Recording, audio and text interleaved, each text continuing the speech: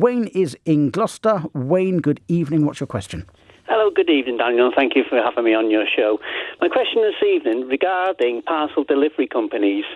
Ever since the pandemic has started, they now request a photograph in your open doorway as proof of delivery.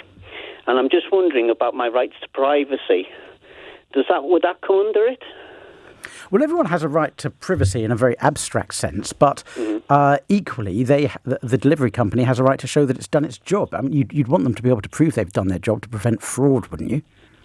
Yes, I would. But if I'm here, if I'm in, I've opened the door, and they just keep insisting on taking a photograph of my open doorway, and if I say no, they take it away. Then they don't leave the parcel. Yeah. But what's wrong with them taking a photo of your doorway? Well, they just don't ask. They just go ahead and do it. Okay, but you know they're going to do it. If they always do it, you'll know they're going to do it because they always do it. Mm-hmm. What's wrong with it? I'm just wondering about my rights to privacy in my own home. Well, you do have a right to privacy, but you've also got a right to...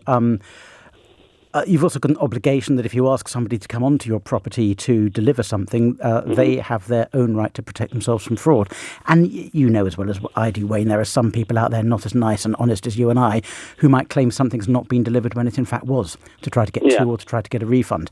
They're acting perfectly reasonably, Wayne, and you don't have this magic shield called privacy that you can thrust up at a delivery van and say, do not take a photo of my door. Doesn't work like that, I'm afraid. Really interesting point you're raising, but the law's not on your side here. Brilliant. Thank you very much indeed, Daniel. Right, Wayne, thank you so much for the call.